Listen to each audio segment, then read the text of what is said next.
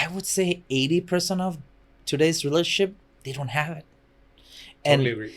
and because of that, you think 30 is the right age or 35 is the right age, but the fact is, after 30, after being that much mature, or 35, you have grown mature so much that if the other person is nagging, I don't want to use nagging, I'm sorry, but he or she, okay, it's not just a female thing anymore. Right. I've seen bitchy boys. I've seen them. I think we can make a t-shirt out of that. Bitchy boys. You got it.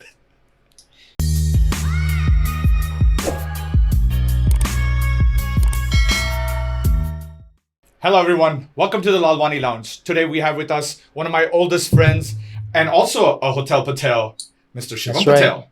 Hey Shivam, how's it going? I'm doing great. Just came from work. Just came from your hotel. Yes, hotel work. How was that? It's tough time to time, but I think as being a Gujarati and a Patel, we enjoy it. You know, we do enjoy the work. It's a generational work. So, you know, my dad handed the business to me, and now I'm the one who's running it. And probably I'll give my kid the same business. So all the Patels in your family are going to be Hotel Patels. Pretty much. It's one of those so-called being a Patel comes into the play where you gotta get into the business. Okay. I heard you also have like conventions for Hotel Pateliers. That is true. Hoteliers Patel. I don't know how to say that. So there are a couple of Patel conventions. One of them is just for the Hotel Patels, as you put it, is literally the convention is called Hotel Patels. And then there is one where it's called AHOA.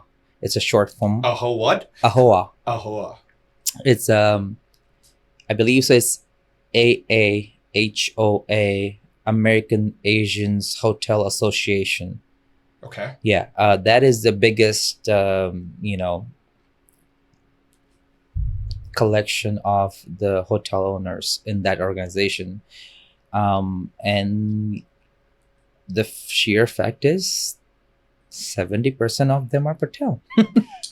So what do you guys do in that convention? Do you like sit around and talk about the room rates and not quite. it's turn down service and like what are you trying to do? Yeah, this basically what we talk about. Hey, who should we deny services? Let's talk about that. No, that's not it.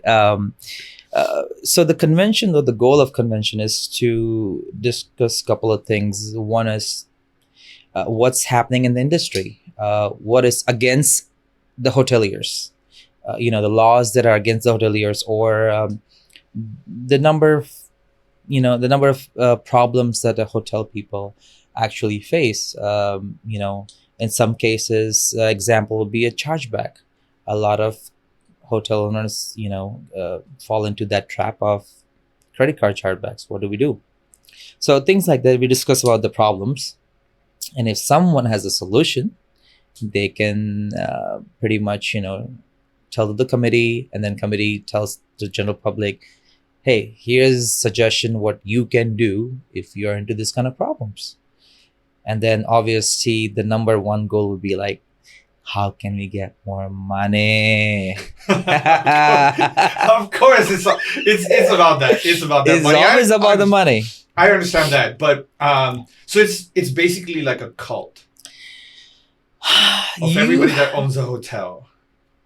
I wouldn't call it a cult, so because after all, if you're in the business and if I'm in the business, we can talk about a few stuff, but again, in my eyes, you're still my competitor. That's what I was going to get to. Yeah. Like, so if you see there is a problem, you come up with a solution. Why would you want to share this solution with your competitors? Like, hey, for example, that chargeback. Yeah. Why would you want to give them a solution? You could just take out your competition just by... Well, because those anything. problems are not particular to one place or one region or one state. Those problems are generalized all over the world, kind of deal. So I don't know if the listeners know this, but a credit card chargeback in a short form is that, let's just say you came in, you stayed at the hotel, but then after after your trip, you went back home, you call your credit card company, hey, listen, this is fraud. I didn't stay there. But apparently all the shady people tried to stay for free by calling their credit card companies. So that's a chargeback. That means we didn't get the money, but the customer stayed for free. That is the overall issue, just not one hotel issue. So talking about issues doesn't really hurt us or anyone. It just helps the community. So what is your solution to this? Like, how do you make sure that people don't scam you like that? Well, after a long discussion, years of all these things are going on. The new technology that everybody's using nowadays is the EMV chips. You have to insert your card, not swipe it anymore. That was the one part how to tackle that. That means you were there, your card was there, nobody swiped it, nobody entered the numbers manually. That was one of the solution. And second, thank God we're in Georgia, because Georgia allows us to take a copy of an ID. So if someone checks in my hotel, I can make a copy of that ID legally, and they cannot deny it. So then you can say, hey, this person was here, his ID is here, his or her ID is here. Exactly. And you have their chip record in your system. Pretty much. What happens if they tap? Does it work the same? Yes, because also tap is one of those secure ways, because the credit card doesn't appear or the wallet doesn't activate unless you put your PIN number in, or you have your Face ID. So it's still, you're the one who authorized it, nobody else. So tap is fine. Tap is the safest. We actually encourage that. Use the tap pay. That means they cannot say they were not there. Right. Phones are the most secure things right now on the planet. I would question some of them, but yes. Of course. But that's interesting. Yeah. Like I actually never thought about this because, well, I guess I never really thought about doing something like this. So I never thought that this would actually be a problem. But that's interesting. So I guess the whole convention helps you understand issues like these. This is one of the top ones, in all these years. But obviously that as we're getting, more and more to deal with it. For example, some of the customers are just notorious. They damage the property, and small hotels like us, right? We are not like franchise, non-franchisee hotels. We accept cash payments too. As far as there's very little less in that. There are not too many customers, but we do accept cash payment, where a customer becomes a huge liability. That means you cannot tell them to pay for the damages. They can leave anytime without us letting us know that they left, and that damage is on us. So then why do cash payments? Because because the way I see is like when you travel somewhere, like say for example, I'm staying at the Marriott or Hilton or any of the big ones, right? They will have your credit card on file, and they will have a security deposit, hold on it, and all of these things, right? So what's stopping you from going through that process without going into too much detail? The number one thing I would like to mention is, what kind of hotel is it? Where is the hotel located? What kind of clientele does the hotel accept? So our clienteles are, a normal Joe, 9 to 5 working normal Joe who, doesn't want to do that for the sheer fact that if something they do, we got the credit card on file, we'll charge it. That is the reason. Some people come with a lot of kids. Okay. Kids make a mess and also break things. So they prefer to pay with cash. Now, we can deny the cash, but the way the small hotel runs is basically we have to allow it. Otherwise, we will lose that 30% of the revenue, which is a lot of big chunk. So that's 30% of the people? Yes, yeah. Wow. I thought it would be like 5 or 7 people. No. Because these shady people want to avoid this damage fees. That's why. And even though, let's just say, you said, why don't you use the cards? Even from that 70%, another 50%, that's a big chunk. 50% use debit cards. Wow. So, if we shut all those doors of income, we won't have revenue. That is true. So we have to keep that door open for our own sake. There's cost of doing business, so we accept that whatever damages happen. Okay. And is that like a big chunk? Like, do people actually damage a lot on a normal basis? Yeah. Pretty much linen, there's a lot of linen damage where, because they're not owned, they actually misuse all the linen, towels, So bed one sheets. fun night, is that what you're saying? The one fun night doesn't really hurt us. It's the actually, misuse of the linen that's hurt us. Yeah, because everything gets washed every day. Right. But it's just, for example, somebody literally had their feces on it. That's one. We can't wash that. We have to throw it away. Wow. So there are crazy people. Yes, that's one example. Second is somebody shoved the whole sheet down the toilet. Well, you're not the only person that found feces on the bed. I think Johnny Depp found it too. So you're in that category now. Yeah, but he had a much larger bank account than us, so I think he can deal with the one bed sheet gone wrong. I like that one. Yes. So we have to make sure that we allow every kind of payment. We even started accepting Venmo. Are you kidding me? Well, Venmo for business, yeah. Right. So yeah, you do have Venmo for business, and you still have that transaction record that hey, this person Venmoed me some money, or like Zelle, or any of those digital payments right now.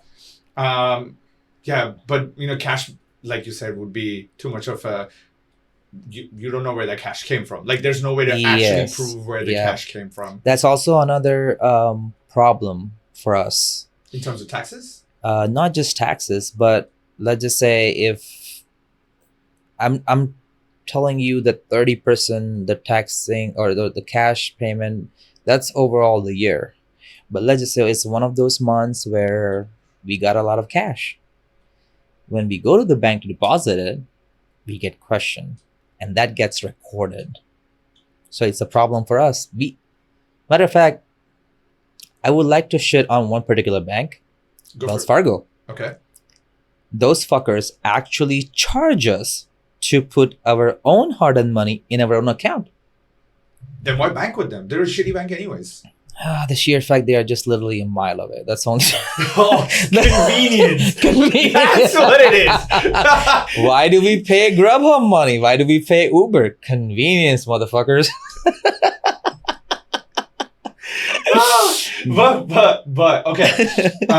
Is there no bank on your way from the hotel back to your house? Yes, there are so banks. Stop there. You know what I'm saying? Right. Like, there's so many drive-through facilities. Like, you just drive through. There's some suction cup that comes out. You put shit in there, and even ATMs accept deposits. Not on the commercial. There's some limit on the commercial where it goes beyond that certain limit. For example, sometime we may have $10,000 cash. There is no ATM. You have to come in. You have to give your ID. You have to give your tax ID. You have to prove you're a legal citizen. All that bullshit. There's a limit. Just to give money to the bank? Because they want to make sure this money is not coming from any shady place. Huh. As you mentioned, the cash is not recorded, right? So that's why. Interesting. Did COVID in any way, like the whole lockdown, and then the whole now everybody is a travel junkie, and then going from that to remote work to almost half the country getting laid off, at least in terms of tech. Does that affect your hotel business, or are you not really that affected by it? Yeah, I would like to say yes and no, both. Okay. Yes, in the sense that employees left in the fear of COVID. If there is no, it's hotel, doesn't matter how big or small, it's not a one-man show at all. Right.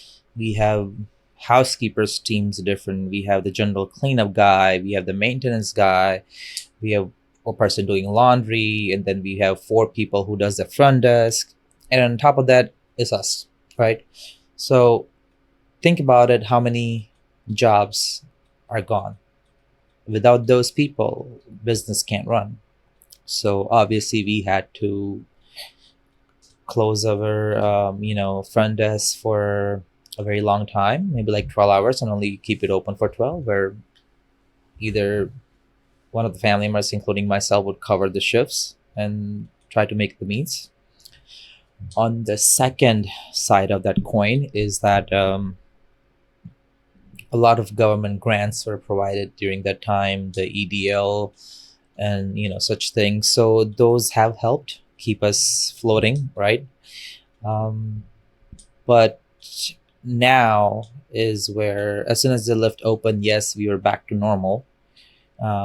But now do we saw or we seen those things or trends where it's proving that people are running out of the money. All that money that the government gave during that time, people spent it all. I guess the whole goal was that to keep the economy running, right? You give people money, they'll spend it. That's just normal behavior. So some people saved up. That's why the money is still there till now. But their banks are running out, their accounts are running out. So we saw the gradual decline in the business right now. And that's going to get worse by the end of the year. Yeah, so the Fed just increased Mm-hmm. the interest rate once Yeah. again, and it was like, it's funny that they said that, oh, inflation, no, there's no inflation, and then we're at this point where our interest rates went from 1-2% to 8.5%. There is no such thing as 8.5%. Right now, we are paying 11.5%, Really? Yeah. Wow. which is a lot. It is definitely a lot. It's when it comes to mortgage, it's 9,000 a lot. 9,000 on top of what you're already paying mortgage. That's how much more we had to pay, or we have to pay right now. Wow. Yeah. So do you have like a variable mortgage? Yep. A variable interest rate? Yeah. That's what Yeah. makes. Because there is this limit in the, I guess, locked in rates, where the amount goes above that, then the government doesn't offer the locked in rates. Okay. Yeah. So if you are mortgaging a hotel Mm-hmm. with maybe 100 rooms, for Mhm. example, the price of that would be more than what the government grants for a fixed rate, and you would end up. Yeah, but then you always have an option to get to the limit. For example, this is an example. I'm not really sure right now. I may have to check my papers again. But let's just say if government tops that, you can only borrow from us 2 million max. Well, you can get 2 million from there. You can get the second loan from the regular bank. There's always a split thing. Okay. Yeah. Okay. So you can do partial here and You there. can, yeah.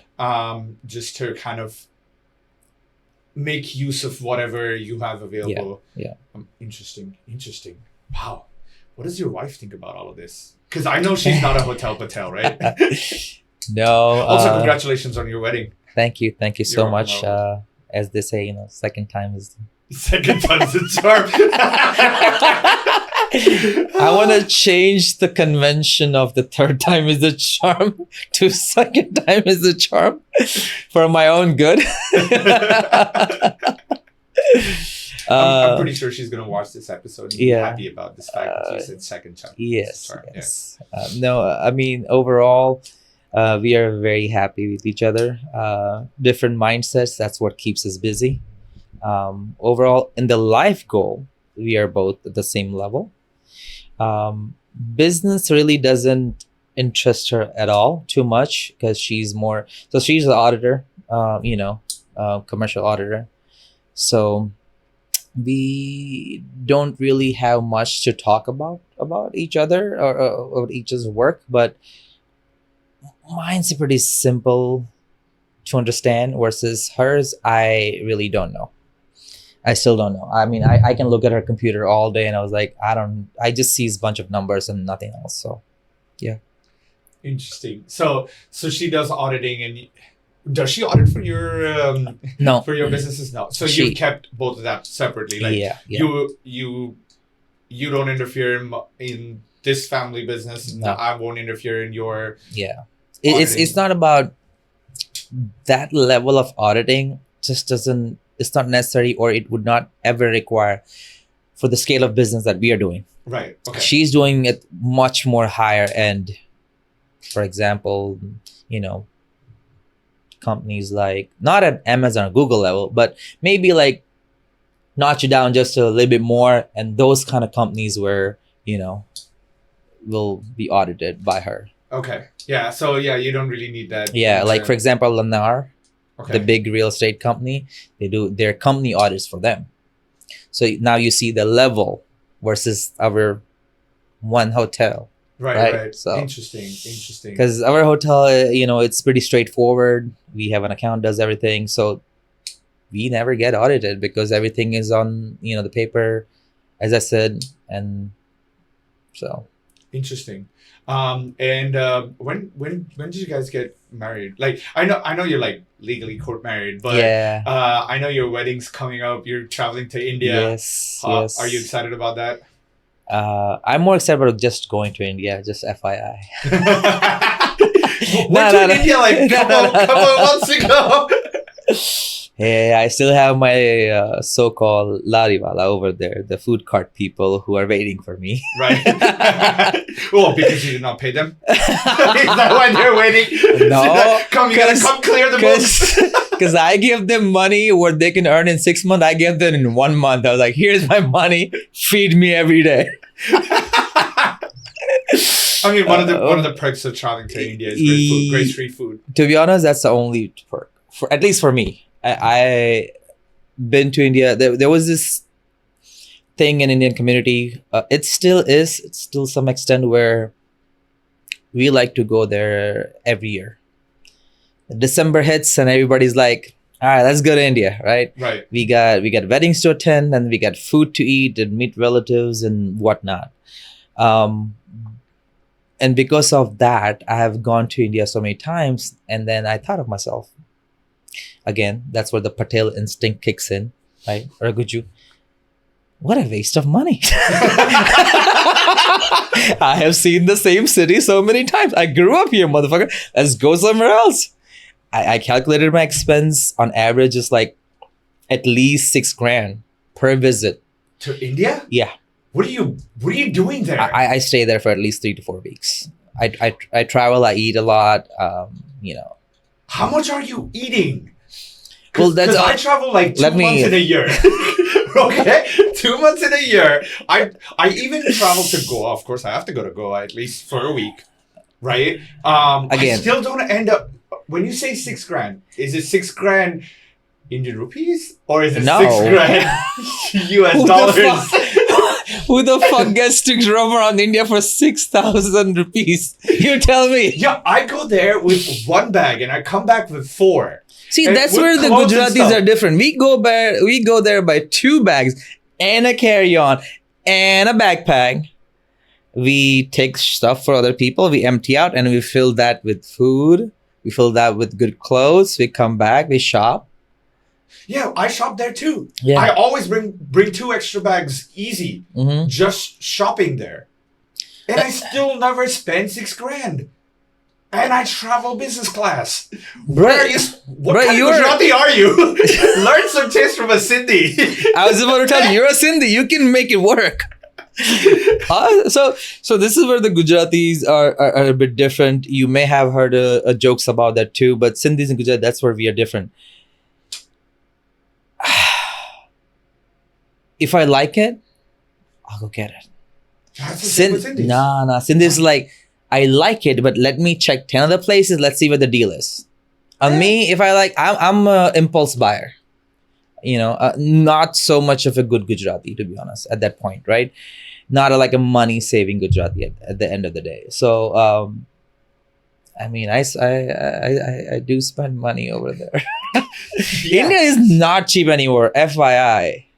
I was there last December. And I'm coming this December for your wedding. Yes. So, I mean, you were absolutely right about traveling there November, December, because like almost everybody that I know Yeah. is getting married around November, December. Yes. And every single year that I go, somebody or the other is getting married. So it's like one of those things like, hey, it's Thanksgiving. Yeah. After Thanksgiving, you go to India because there's obviously a wedding there. Or before. Or before. But usually it's like it's after yes. December. As soon as the December kicks in, there are like weddings going on, right? One after one. So Right. it's hard to get vendors for the wedding too. It's because of that. Exactly. And the motherfucker Indians know it's a fucking NRI season. Let's fucking loot them. And we give them because we don't have choice. But can you get your parents to or like family members that already live there to set all of that up so that they don't know that there's an NRI getting married? See, they're very clever. They know it. It's Indian shopkeepers are very smart at this. That's why they are still in business. Okay.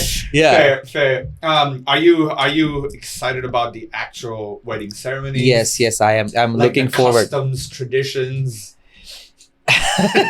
Talk about custom and traditions. Yeah, I mean, some of them are, some of them make sense, some of them don't. But I am actually excited for the actual wedding day because there's something me and Mansi actually talked about, agreed on, big thing, agreed on the same page, and it's happening. You mean wedding? Are you saying wedding day or wedding night? Both. Okay. And you talked about like, okay, this is how It's gonna go down. Go down. Yeah. Okay. Theoretically and practically, it's all know going it's like 10:45. I'm gonna enter the room. 10:50. I'm gonna drink a glass of milk. Nice. But yeah, the one of the things that hit me is the customs of the rituals. You said, right? I was actually getting lectured by mom a while back where, hurry up, beta. It's your time of the life or the age where you need to get married.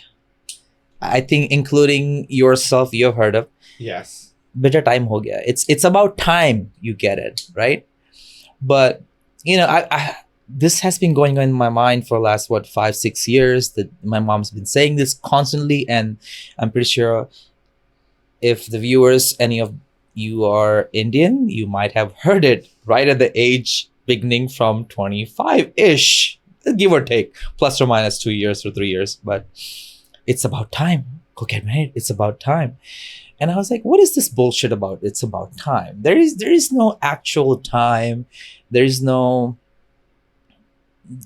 way in either all the scriptures, take Bible, Gita, Quran, whatever. It doesn't fucking say when you're supposed to get married. It doesn't even say you're supposed to get married. But it's a good nuptial, and that's in the eyes of God. You're doing the right thing. And reproduction. Reproduction. Yes, that's the whole goal of getting married. Right? Yeah. So, but then I was trying to find a logical reason behind it, and this is what I think. This is why they tell you it's about time. It's because if you have noticed nowadays, when I said nowadays, I meant last at least 10-15 years. That has been a trend where a lot of people are having difficulty in having kids. Right. It's not because they cannot get their dick up. It's not because the woman's embryo or the eggs are getting died or not getting fertile. It's not about that. It's about yes, eventually those things are happening, but it is because the stress. The more we age, the more responsibilities we have, and then the more we get stressed about things. And you already have figured out by now that, hey, as we age, the more mature we get. Well, the more maturity you have, the more shit is on your head. How do we earn more money? How do we become more social? How do we get more sleep? How do we take care of our health? stress can come in a very different very different way, or all different manners. And that is why our parents tell us, hey, before you get all your heads wrapped around, go get married and have kids, so you don't actually have problem having kids. So then in that case, like, Yeah. what if, well, say you're early 20s and you don't have that stress that you're talking about, right? And you're super fertile Yeah. or whatever. But at the same time, you don't know who you exactly are. You don't know who your partner is. That's a part of the problem. Exactly, right? That is a part of the problem. We live Yes. in a day and age that unless you turn 30, Yeah. trust me, I have tried. Yeah. Unless you turn 30, you have no idea who you are. You have no idea how to deal with certain situations. You have no idea how to, like, how to de-escalate situations, how to create a routine, how to, use, small, achievable goals, and, like, to reduce stress. So there are like so many things that you learn close to about 30. Yes, you're absolutely right. That's all I have to tell you, that you are right. Yeah, it's just a part of life. But that's where this reason comes in, where I don't want to say today's generation, because I'm a part of it. Right. I'm not that old. You're not part of today's generation. You're a millennial, just like me. You're not Gen Z. Don't call yourself Gen Z. You're not Gen Z. You know what? Fuck everything. I'm a regular human being. Ain't no Gen Z, she, be, whatever the fuck you guys are talking about now. Just regular. I am living here in 2023. Right. And that's all I know. But no, it's because nobody wants to bow down. That is the issue. Nobody wants to accept their mistake. Nobody wants to bow down to the partner. No, I'm not literally telling you to bow down. I'm trying to say, what's the word that our parents use? You don't want to compromise. Compromise. Yeah, that's a bullshit word, again. But the more logical word that you want to use is understanding. Letting go. Letting go, let go. Those compromise, understand, let go. Those are not the words that, again, I don't want to say this generation, but I would like to say it, that this generation, or the people right now along my age, they don't know this thing. And that is the reason why people think, 30 is the right age. And there is no fucking right age. Doesn't matter if it's 20, 25, 26, 30, 35, 45, 80, nothing. There is no such thing as right age. It's all about, if you find the right partner, if you guys have understanding of those three words of let go, compromise, or, for the time being, hey, if my apology solves this issue, I'm sorry, let's move to the next day. That is a very big thing, where I would say 80% of today's relationship, they don't have it. And because of that, you think 30 is the right age, or 35 is the right age. But the fact is, after 30, after being that much mature, or 35, you have grown mature so much that if the other person is nagging, I don't want to use nagging, I'm sorry, but if he or she, okay, it's not just a female thing anymore. I've seen bitchy boys. I've seen them. I think we can make a t-shirt out of that. Bitchy boys, you got it. All right. If this podcast gets 1,000 views, we get the t-shirt bitchy boys and put it on. Okay. Deal? All right. All right, we'll do it. Yeah. Bitchy boy. You stuck for 1,000 views. I would have said something like 100,000 views. Yeah. But you said 1,000 views. But see, I want to keep something more for the later on, like maybe 5,000 viewers or 10,000 or 100. I gotta up the ante, man. T-shirt is nothing. Okay. I gotta up the ante, All right. What are we doing if we get 10,000 views? We will talk about it when we get there. Okay. Slow down, boy. That's what I was like. Where are you getting to? But anyways, coming back. Yes. So the reason I think 30 is because I feel by that time you get tired of your own entitlement, of your own That's one. ability to not take accountability for actions.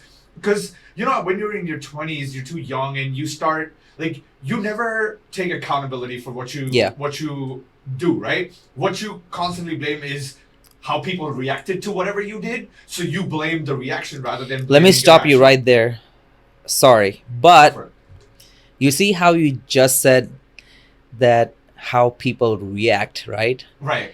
After 30, 35, you just don't give a fuck. Right. You respond rather than reacting. You don't, no. After 30, 35, you don't even respond or react. You're like, so what? Fuck you. I'm living, I'm breathing, I'm having my food. Do whatever the fuck you want to do. Just leave me alone. Leave me alone. Leave me alone. Right? You heard that song. Right. There's a reason, why after 30, 35, it seems natural. Because at that time, I don't care if you buy this table or not. But 25, I would have a strong opinion. I don't like that table. Other person like the table. Right. Do we get it? And that's where the fight starts. Right. But yeah, go on. Sorry. So yeah, one of the things is the accountability part, where you're just like too entitled to accept that you did something wrong. It's absolutely like, right. No, even if I did something wrong, I don't deserve that response. Like one of the things is the deserve. Deserve, part. Like, no, everything that you do or everything that happens to you, you probably deserve it. Whatever you want in life, you gotta earn it. Yeah. You don't deserve anything, you have to earn everything. So that is one part of it. And I guess the older you grow, the more experiences you have, the more you learn. Right? If you are into learning. Yeah. Right? And I think by 30, you have enough experiences, you have enough losses in life for you to realize like, maybe I am the problem. Yeah. Right? Maybe not the sun, the stars, or whatever. Maybe I am the problem. Maybe I need to fix that. Could be. Or maybe I am falling for the wrong kind of people. Right? So that's also one of the things that you recognize red flags better. You understand, things that work for you and do not work for you anymore. True. But at the same time, after a certain age, you don't give a shit if it works for me or not. It is. Have you heard of the term, it is what it is? Yes. See, that's that is one of my favorite terms or phrases. I learned it from a friend of mine living back in Ohio. And it's basically saying, fuck you, world. I'm going to do what I want. Right? But I've learned gradually that it has nothing to do with, annoying or disrespecting or taking something against someone. It is just that you don't give a crap about anything. Not saying that's how I'm gonna annoy you, or I don't care of what you do, but it's just like, leave me alone. It is what it is, and you just move on with the next day. Fair. Interesting. Yeah. I still do. For example, this. Yeah, I know. I was trying to avoid that for so long. Like you brought this weird ass fidget spinner thing it's a magnet something. So it's a magnetic EDC. It's called EDC gadgets. It's called everyday carry gadgets. It's very small, but it pretty much is just it's a click on, right? I enjoy it, but you know what I enjoy more about it? Annoying people? Yes. See, I know that it annoys you and maybe the viewers, but do I give a fuck? No. I like it. This is satisfying to me. I'm doing it. Why do you have like a fucking Oreo in your hand? Like it looks like an Oreo. This is not the only thing. So I do have other one. I have a lot of means to annoy people. Just FYI. Why? What happened to I don't give a fuck? I don't. What is that? This is it's called a slider. It's just nice click sound. And what does this do for you? Apart from annoying people. It's called a de-stressing magnet gadget or decompression magnet gadget. Sorry, not de-stressing, but it pretty much it just satisfies you internally. It's one of those annoying thing that everybody has. Some people pop their knuckles. Some people keep scratching their heads. Some people do whatever. So it's one of those things. Personally attacked. Well, in that case, I don't give a fuck. But Continue. I'm gonna keep it away, not for you, maybe for the viewers, just in but case. we still have to wear that bitchy boys. Bitchy boys t-shirt. Yes, I can't wait to wear that. So yes. Sorry, continue. But yeah, I that's what I think about this whole dating scene, and how it has also ruined so many lives, because people don't want to understand it. They don't want to give in or let go. They're just like, oh, I'm right now. Like, I'm also right. Then what do? Compromise. You're like, okay, maybe we both are right, or maybe we both are wrong, but they need to come to an agreement, where a lot of these people, especially people who are more educated, we always have this so-called a lot of respect. People who are more educated, doctors, PhDs, engineers, really don't have any respect for each other. I would like to believe. Don't get your heads down. I am one of you. I'm an engineer too. I know. I'm just sharing my sorrow. Nobody respects me. Nah, just fuck it. But we give a lot of respect to people like those, and then the fact is, just because they have education, but nothing can be far for truth from that sentences, because yes, they are educated, they have done their hard work, they have earned it, but still the more educated they are, the more stubborn, and they're more strong-headed in the wrong direction. Being a strong-headed is a good thing, but maybe the wrong direction. She's like, oh, I feel entitled again because I'm more educated, and that means I'm right. I've thought about this shit and I'm right. In relationships, I would say 50% of time, keep your brains away. Okay. Just have to take care of your partner. When they're angry, you need to be shut up. And when you are angry, they need to shut up. And if it only looks like it's only one way, then you discuss that. That you take care of me, I take care of you. Not that, oh, you need to shut up when I'm angry. Not like that. It's always 50-50, right? That's what our parents have already told us. Right. Beta, marriage life is always 50-50. One of the things that I usually stand by is that if in a relationship you're having an argument, or if you have a disagreement, right? If one person loses, then both of them are losing. There's no only one there's no winning in a relationship. You either come to an agreement or both of you lose. Yeah, pretty much. Yeah. Right. There's no winning, because it's not a competition. You're either losing or you are in agreement. Yeah. Right. Because the whole point of competition, and the fact that that you mentioned, de-escalating the situation is so important that most people like to just add fuel to the fire. Fun fact, me and Mansi, we both are actually pretty, I would say, hot-headed. And you hot-headed? Yes. Okay. No. But the point I'm trying to make is that sometimes they say, oh, two lions can't live on the same mountain. It's only got to be one, right? For those so-called phrases, to begin with, this is not mountain. Yes, we can live in the same roof, not in a mountain. The goal of the mountain is to be the top leader. We are not trying to be the leader. And we have an agreement where if one person is angry, other shuts up.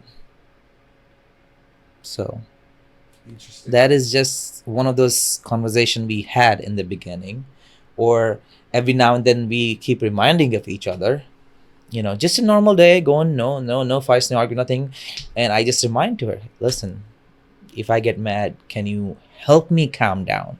Not that, okay, you also talk back. I may be wrong, but can you wait for the right opportunity and then talk to me? A lot of time people just fight because they talked at the wrong time. Not because they are wrong, it's because they talked at the wrong time. Interesting. Yes. Never really thought about it that Mhm. way. If let's just say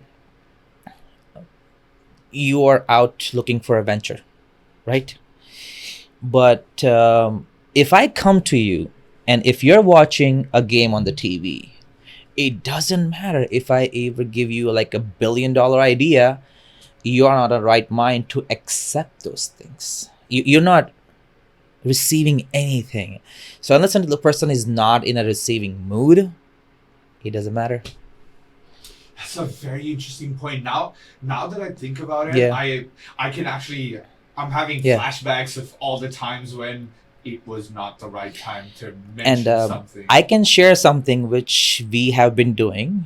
It has helped us. Not, I cannot guarantee anybody that it's the key to a golden marriage life. No, it has helped us. Maybe if this feels right, you can share with your partner and see if you guys can use the same thing. Let's just say, if an argument, if you're fighting or something, right? I find a lot of items or checklists to tell her, this is wrong, this is wrong, this is wrong, that is wrong, you're doing this wrong. But what I figured out to do is write that down. Or best, sometime I'm lazy, let's be honest. I record that and I name it today's fight. Date, what's the fight about? I put a footnotes and then I save it. And then when I think after a couple of days, I don't respond to her or I don't fight back, I keep my mouth shut and let the heat cool down, right? So called. And then after a couple of days, see, I'm not satisfied until I say my part. General human behavior. Right. We are all at fault where, we just want to say our shit. But so I'm out of the whole anger mood. We both are. So after a couple of days, I will go back to her and I talk normally and I see if she's in a good mood and nothing personally. She's not stressed out of the work.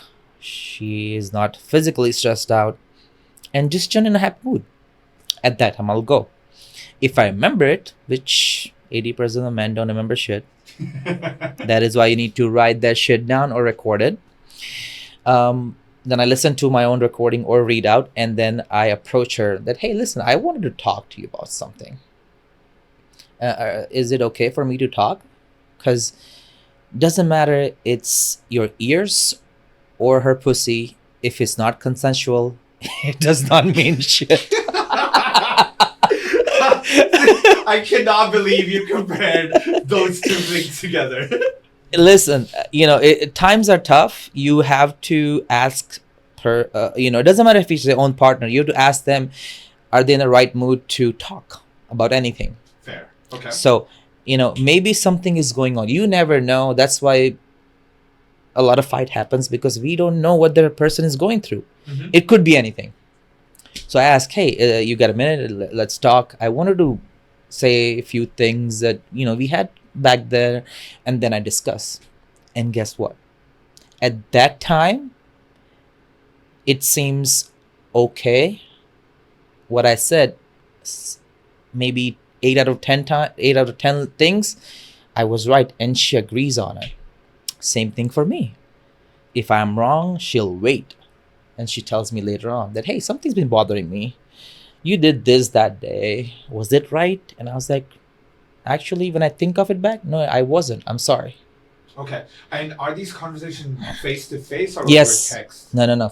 Never do shit on face to face. But sometimes it is safer. But majority of the time, it is gone wrong, because I don't know, but the whole concept of relationship works on emotions. Right. You didn't get in relationship because LOL, right? Or ROFL. You'd be surprised. I'm just kidding. And that is why they all break up after a month. Thank you, internet. I started a relationship back in the day with ASL. You know what that is, right? I wanna Exact location. savage you down right now. Do it. You started the ASL. That is why we are here talking about. I I did not start with ASL. Really? Fortunately or unfortunately, I was. You started with garba, the Gujarati Tinder. Yes. That's where you started. Yes, bitches. If Gujarati is watching it, don't waste your money or time on an actual Tinder. Dil Mill, and then there's something new. Somebody forwarded that to me. I don't remember. There's always a dating app coming up, right? Right. Don't fall for that shit. You need to invest in 9 days with good clothes, good dancing skills, and maybe a confidence. Well, not maybe. Confidence is a must. And approach someone. Fair advice. Make sure they're single. We don't see if there's a mandir or temple or a god's place. The boyfriend will fuck you up. That is very true. And keep in mind, we have dandiyas in the hand for a backup. So I remember back when you were single. Yeah. I had come to one of the garba nights with my then girlfriend, and we were dancing. We all were dancing, and then there was a break. We went out to get some chai. When we came back, you came with a dress changeover altogether for the next session. So, that's where you met Monty, right? No, that's exactly where you met Monty.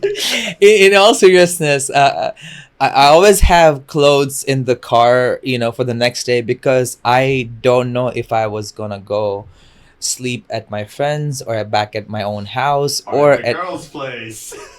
Because it is Tinder after all. Yeah. Unfortunately, that never happened.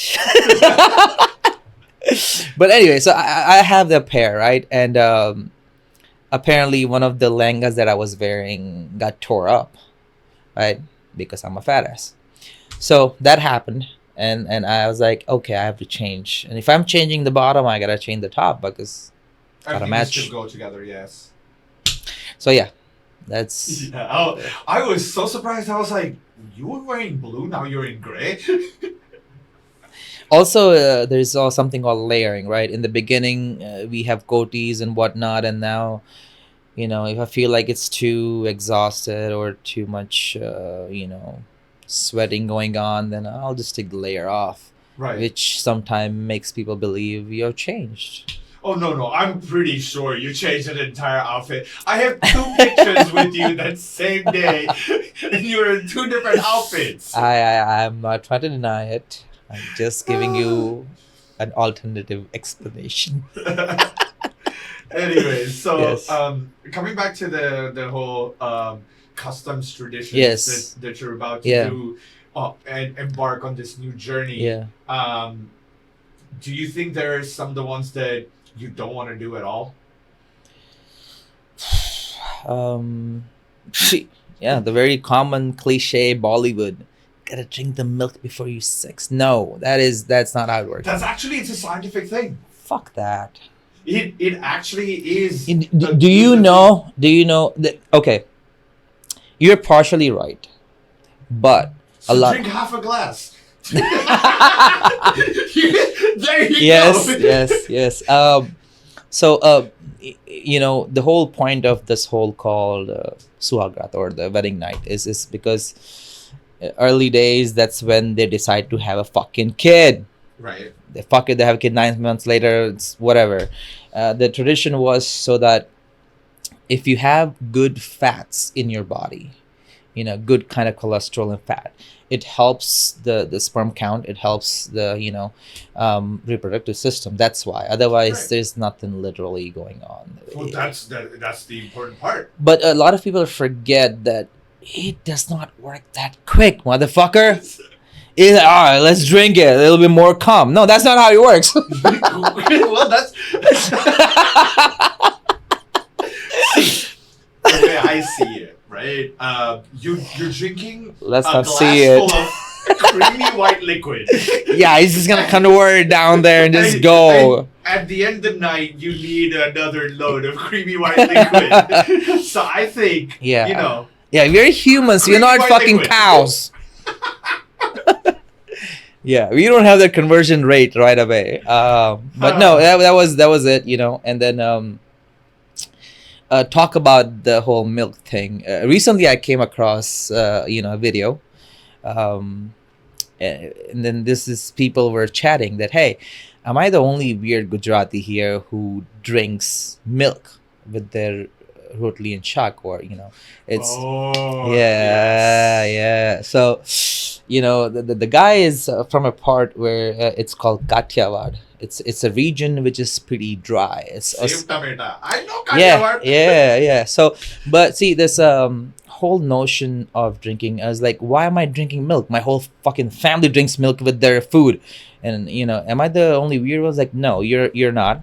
Um, the region Kathiawad, they started their whole staple food with a lot of spicy food.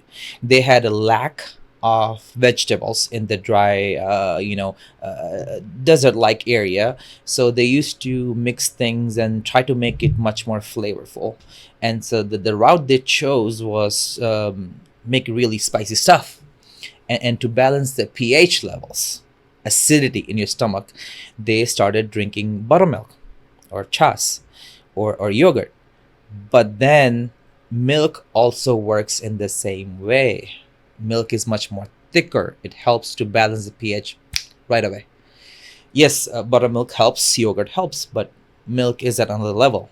You have seen it in chili eating contest. They have a glass of milk because that has a property to kill the I forgot the chemical that a chili has.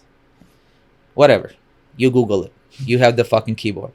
So that chemical, it has an anti-aging where it just kills that thing and it helps you soothe your stomach.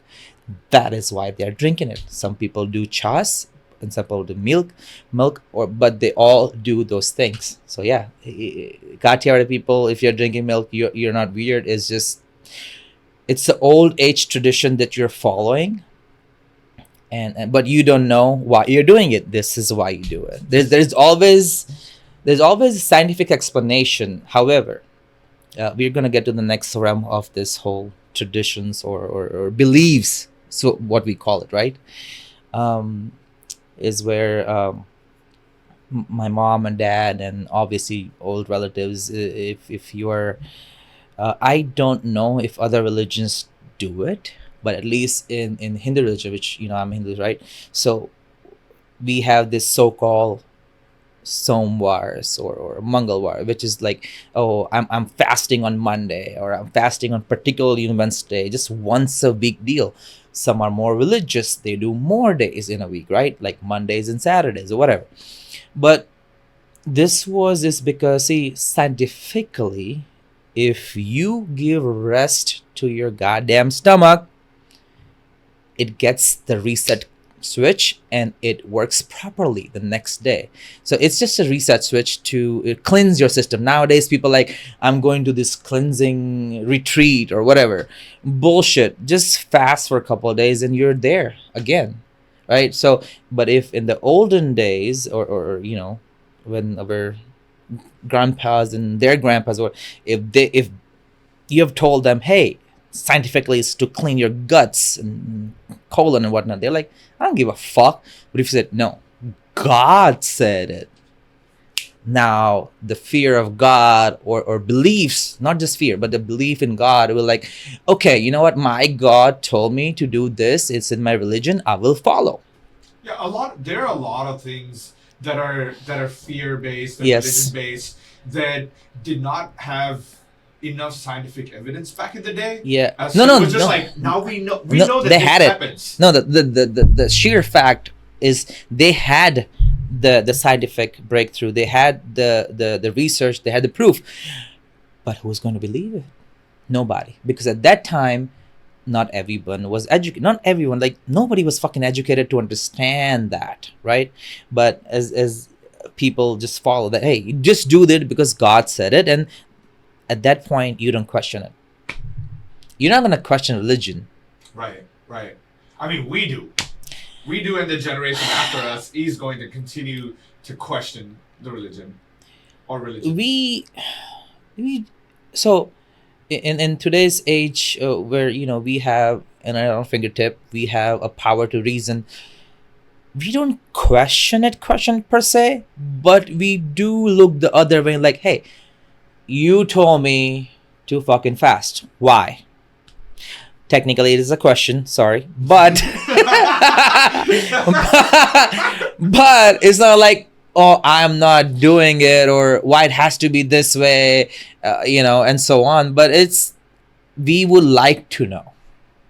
We are not opposing it. We're not rejecting it. But if you give us a logical reasoning, and if it helps us, or maybe the help the family, we'll do it.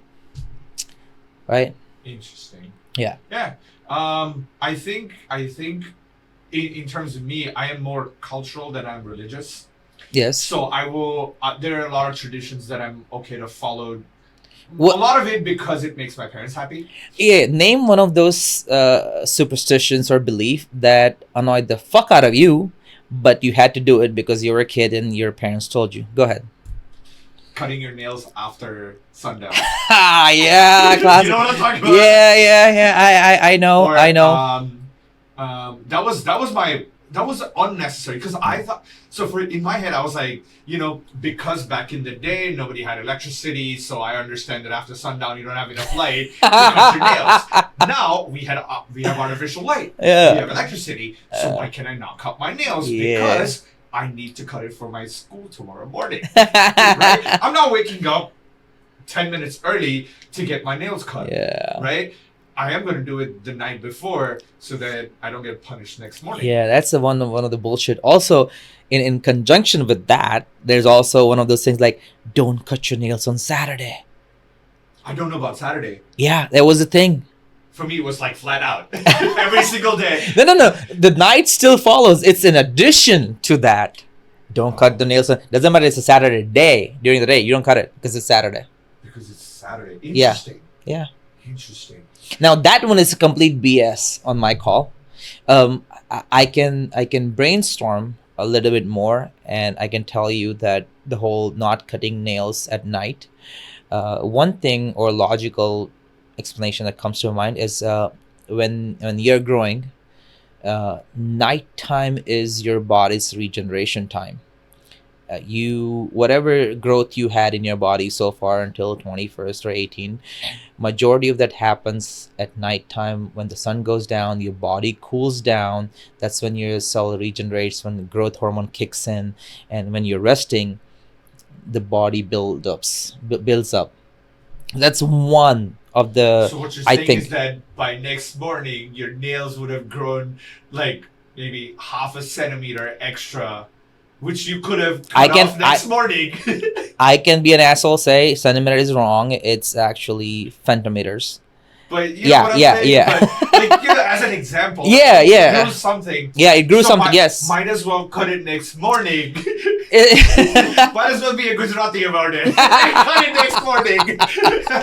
No, it's not about getting more done, but it's more like don't disturb your biological process. Interesting. Yeah. Interesting. For example, there's another stupid one that it's not like for us, but it's more like for plants. It's like, do not disturb the plants at night.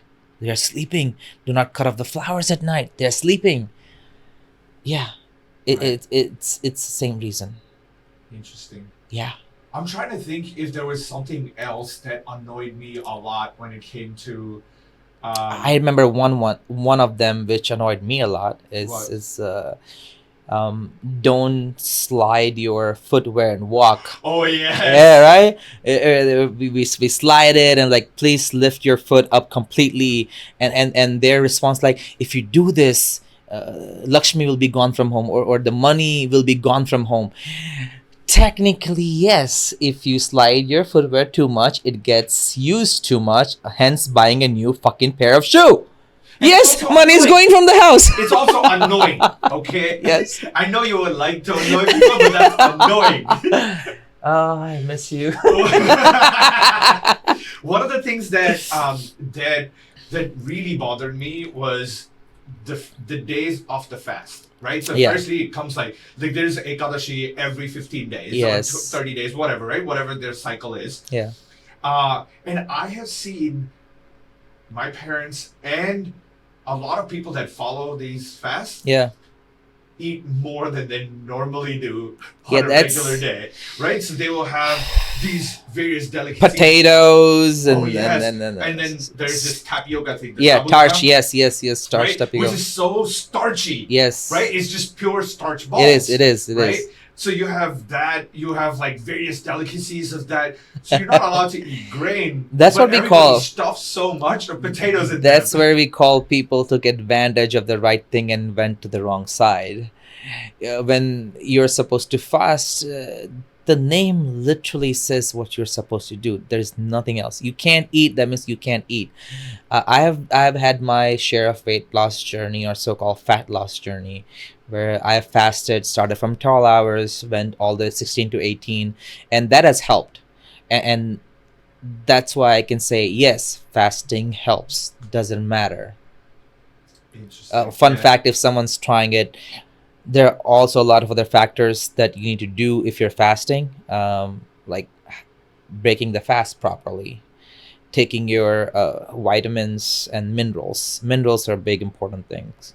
But yeah, So intermittent fasting, basically. yeah, it is. Yeah. Yeah. That's what I'm talking about. Yes. Yeah. You can be Um, scientific and an asshole, but yes, you're right. Wow, I thought that was the whole point. We were being scientific assholes right now. Yeah, We're the yeah, bitchy boys bitchy- today.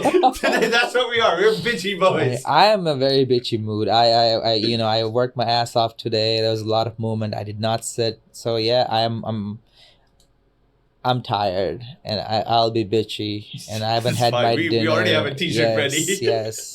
But I was getting to the fact that what do you think that Mansi thinks about your views on certain customs and traditions or superstitions, and does she share the same ideas as you? To be honest, you know what? How would I let her come here, and she can speak for herself? Okay, we can. Right? But to partially answer your question, the first one where I needed to answer, Mhm. what do she thinks and whatnot, right? Is this? I'm happy to inform that we are both alike in a way where I don't give a rat's ass about her beliefs. She doesn't give a rat's ass about my belief. That means to each their own. If you want to do it, makes you happy, go ahead, do it. Nice. Yeah. So, and then fun fact, I'm a regular. We all are regular Hindus, but we. I was about to say something really offensive. I was like, let me back it up. But yeah, obviously, if you are well versed in the Hinduism, you would know that there are various different kind of sects that people follow. There is Jain, there is this Sikh, Punjabis, Gujaratis, and even within Gujaratis, you have Swaminarayan people. You have Jain also is Gujarati, apparently. Yeah. But so called, right? So she is a Swaminarayan, but I am not, right? Mhm. And people who are not Swaminarayan, we have a very disbelief about this whole Swaminarayan thing, and it's funny because my mom kept reminding me that wasn't there a point where you said you wouldn't even dare getting married to a Swaminarayan? I was like, I don't remember. I acted like it, but I do. and now I'm married to one, right? And the reason I'm married to this particular one is because she doesn't enforce her beliefs on me. I don't enforce my beliefs on her. And that's perfect. And that is how it should be. If religion or beliefs are forced, it's gonna get shitty. Yeah, for sure. Right? And so much so that you're actually starting a business together, right? The hookah Yeah, business. yeah. That's one venture that we are doing together. One of the ventures. One of the ventures. So what is this hookah thing? Are you like? Well, because all I heard from you was, we're just starting this thing. Yeah. What is this thing? I haven't said a lot. It's because in today's day and age, people are like, why don't you help me out in the other way? Like, pretty much not paying me. So I was like, I don't say it, But we are a hookah catering company. We cater to private events as well as the big commercial events. Doesn't matter if it's your reception, weddings, boat parties, right? Anywhere, anything is possible. We should set one up for us. We over here. can, but we then can have your I'll branding, and I'll pay you. It won't be free. I will pay thank fucking God. It's you. paid. Of course, I'll pay you. But you can't make Gujarati happy without money, Yeah, I know, and I'm a Sindhi. I understand business. but yeah, we can actually have a setup here. Yeah, I'll be more relaxed, and I don't think so I'll be able to talk and do that particular action or process is to relax, and then I'll say fuck you, I'm just laying on the bed. I mean, that could be another version of the podcast. Yeah. but I am from Dubai. I know how hookah works. Are you? Yeah. For real? Yeah, I was born in Dubai. You were? Yeah. And you know this. You know this. Stop acting like you don't know. Sometime I have to act. Yeah. I don't want to get associated and get randomly pulled out of the airport. It's okay. I'm just don't kidding, worry about man. It. Don't worry about it. I'm a citizen now. Oh, okay. In that case, dinner's you'll on be you. fine. Dinner's on you next. So what is the name of the company of your? We have called it Project 33. Project 33. Why Yes. Project 33? Interesting question. You're the first one to ask. And then Ta-da! to the viewers, this is not scripted, FYI, right? It is because I'm 33. Ooh. And I started this so-called my own life project on the side, or our project. Actually, it's our project. It's one of the things where she also wants to stay busy, and I also want to stay busy. We are both hookah connoisseurs, and we love it, and it is our passion. Now, a lot of people know passion is not the way to earn money. Right. That's not the only way to earn. You're not gonna get more money out of it, but at least if we follow our passion, which to cater hookah, to make hookah, and to give people the best experience, we are happy that someone is enjoying our product, someone's enjoying our services, and we're happy to do it. Interesting. Yeah. And how do people actually get in touch with you? Like Instagram or? We have not set up of Instagram, unfortunately. Yes. Well, in today's day and age, you don't have an Instagram for your own? own? No, because a lot of our clients are through vendors. So, event vendors. Okay. For example, shout out to my best friend Ushma. She is an event planner, and so we have advertised ourselves as their vendor list. So we are in their list. So if a client asks if they're getting some some event going on, their event planner or a day planner would give them all the list of like, hey, do you want to keep hookah as a part of your thing? And they're like, yeah, we want to. Then they're like, okay, we have a vendor who caters that. So nice. So right now you're just working through vendors. You don't have like an independent practice. Well, this is so-called an independent practice, but as in like independent of like any management services in between. Yeah. But we would like to go ahead and get that out, where if any of the viewers would like to help us out in setting up our social media, so-called, we would gladly take your help. It's just I'm busy at the hotel. She's busy at her regular job, and then this by the time we come home, we are tired. We just don't have that much time or energy to do the social media setup. So here's the fun thing, okay? From one business owner to another business owner. Outsource. There are so many things in this world that you can outsource. Just outsource it. And I can tell you how to do it. After. Drop me or drop us a link for a better fucking price. Don't give me that all the high end bullshit, okay? He's Sindhi, I'm Gujarati. We ain't spending money. We're here to earn money. But yes, I will drop some. I'll send you some good leads, links of people that I have used in the past. Okay. Right now I'm doing my own social media because I got time. Okay. And this is like my passion project. It's my baby right now. Got it. So I'm overseeing absolutely everything. Yeah. Except a couple of things here and there. Yeah. But yeah, I'll definitely let you know things that you can do. I am big on tech, but when it comes to managing social, I know there's a lot of companies who actually their sole responsibility is managing social media. Right. It's their business, and I understand that people like, oh yeah, just hire a management company or marketing company. We ain't that got much money like that, I'm just saying, we have very little cut in the business, and whatever, not yet, and whatever we earn, we kind of spend it all.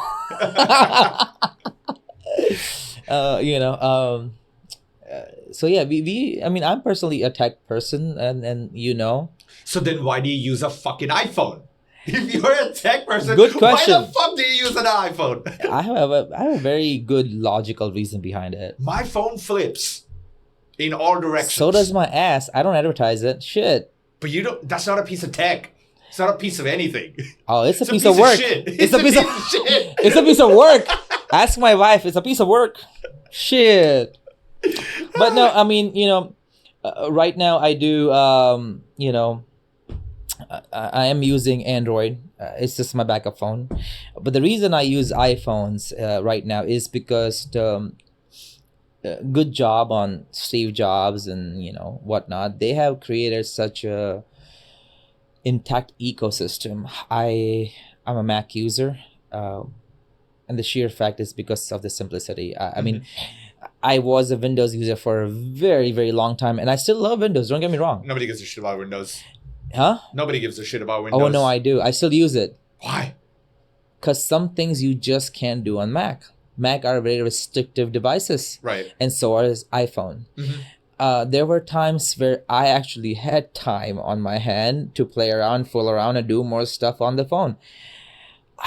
Now I just don't have time. I use my phone for a very, very basic things. For example, taking call, text, social media, and maybe do a video call. There's not a lot of things that I actually do on my phone. So iPhones have kept it simple. I think since you're a tech guy, yeah, I'll tell you 2 YouTube channels to follow. Yeah. One is Mr. Who's the Boss. I do follow him. And the other one is Marcus Brownie, MKBHD. And then I follow him too. Okay, yes. Both of them have primary phones as Android. Yes. There's a reason why. Yeah. You can the sheer fact is that you can do more with Android than, when compared to iPhone. This is like a Windows for fucking phones. You can do a lot of shit, a lot of customization, all that. But the reason I'm on iPhone is just because, you see, it's easy to fucking share shit with people. I can fucking airdrop, and then it's just iPhones are like what we call it, made for dumb people. I don't want to say dumb people, but like people who. Thank you for saying that. We will quote you on it. It's. But it is true. It is true. The word I'm looking for a particular word. I can't put my finger on it, but they have made things so simple that you can't really accidentally fuck it up. That's a bad part of it too. That is not true. No. That is not true. You ask my parents every Saturday. They call me, hey, I fucked something up. How do I fix this? Okay? Yeah. You can still fuck up on an iPhone. Yeah. It's like a phone made for dummies. You can't really fuck up that much, because if I open the settings thing, if I click on the 3 dots somewhere on my phone, I'm pretty sure that there will be something popping up where I either clicked on something. But that's a good thing. As a techie, that's good. That means I have more options. Right. iPhones or Mac as a whole world, they have locked the ecosystem. They have locked a whole lot of things where users can't do it. But as a general dumb user or not too techy user, it kind of works in their advantage. Right. And that is why a lot of iPhone users. Interesting. Anyways, this iPhone versus Android is like a big debate. I'm not even debating. You know why? Yeah, why? Because I love you both. Don't give a fuck. Also, I don't give a fuck. Because I like actually both of them. Why do you think I have a backup as Android and the primary as iPhone? Yeah, makes sense. Interesting. Yeah. But you ready to land this plane? Yeah. It's been, I think we've been talking for about an hour and a half. Yeah, definitely. But yeah, it was lovely having you. And hope Thank to you. have you again another time Yes. when you're not working this late.